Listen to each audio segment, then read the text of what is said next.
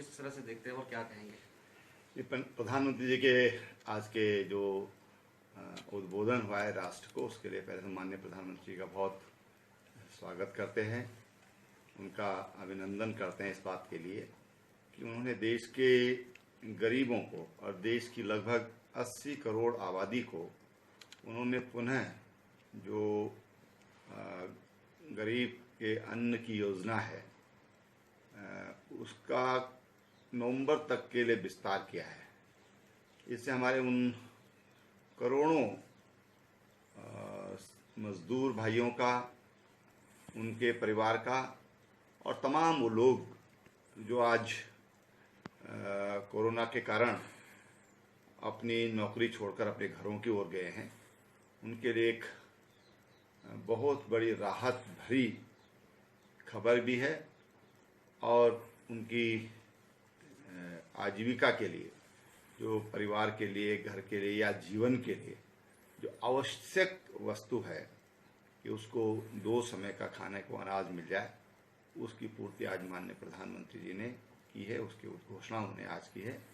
उसके लिए माननीय प्रधानमंत्री जी को जितनी बधाई दी जाए मैं समझता हूँ कि बहुत कम होगी।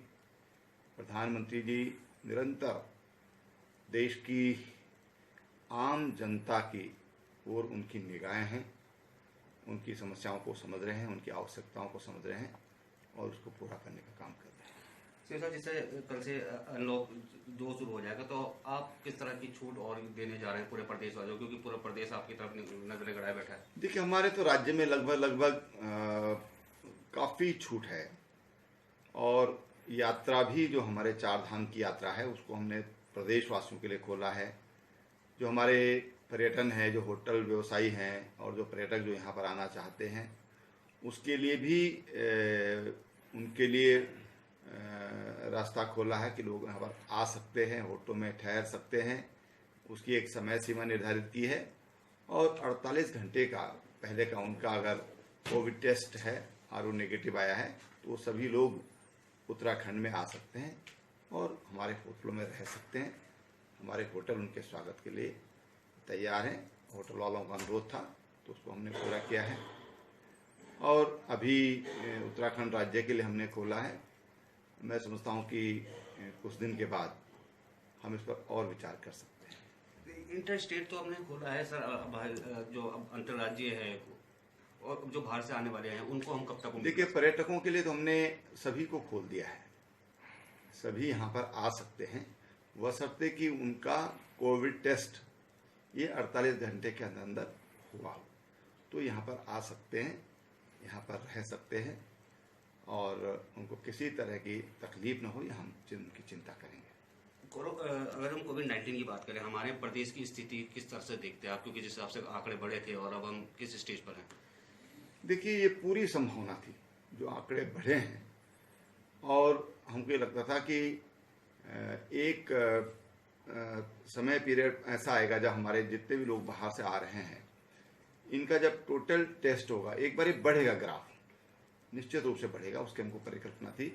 क्योंकि लगभग जो लोग एनसीआर से आ रहे हैं, नई दिल्ली से या जो महाराष्ट्र से आ रहे हैं, तो लगभग 20% के आसपास जो लोग हैं उनके कोरोना टेस्ट ये पॉजिटिव आ रहे हैं।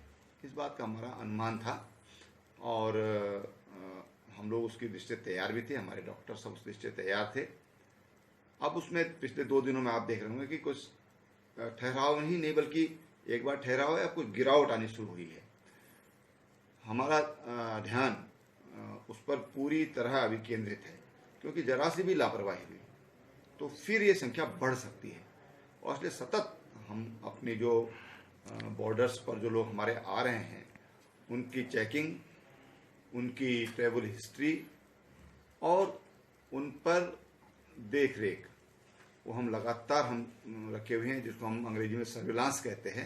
वो लगातार हमारा जो सर्विलांस है वो बहुत एक्टिव है, बहुत सक्रिय है।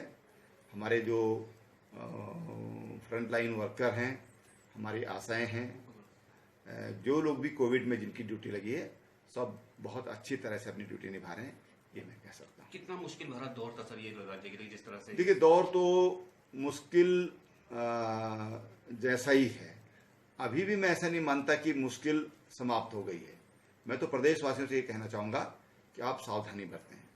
माननीय प्रधानमंत्री जी ने आज भी अपने उद्बोधन में हाथ जोड़कर विनम्र प्रार्थना की कि आप लोग जो नॉर्म्स हैं, मास्क लगाना है, बार बार हाथ धोने का है, दूरी बनाकर रहना है, उसके लिए फिर उन्होंने आज बड़े विनम्र भाव से देशवासियों से प्रार्थना की है।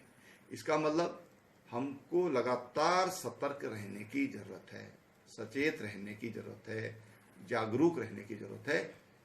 अगर उस पर हम कोई लापरवाही बरतते हैं तो मुश्किल बढ़ सकती है। इसलिए मुश्किल बढ़े ना, उसके लिए बहुत ज़रूरी है कि हम जागरूक रहें, हम सतर्क रहें। सर, कुछ आकलन हो पाया कि कितना नुकसान पूरे प्रदेश को इस समय हुआ हुआ, जिस तरफ से लॉकडाउन रहा 3 महीने और उसके बाद अभी? देखिए, अभी सारी चीज़ें अभी जारी हैं। ये महामारी है, इससे तरह तरह के दुष्परिणाम स्वाभाविक है, इसलिए इसको महामारी कहा गया है। सामाजिक, आर्थिक, हर मोर्चे पर, यहाँ तक कि मानसिक रूप से भी बहुत दिक्कतें होती हैं। जब महामारी है तो चारों तरफ से घेरती है। बस इस महामारी से हमको बचकर निकलना है, इसके साथ हमको लड़ना है, पर लड़ाई सतर्कता से ही लड़ी जा सकती है। जब तक इसके लिए कोई औषधि या कोई वैक्सीन आती है, तब तक इससे दूर रहकर हम बच सकते हैं। इससे बचाव का एक ही रास्ता और सरल रास्ता है, और मैं बार बार कहता हूं कि जीरो बजट का रास्ता है, और वो जीरो बजट का रास्ता है सामाजिक दूरी, फिजिकल डिस्टेंस।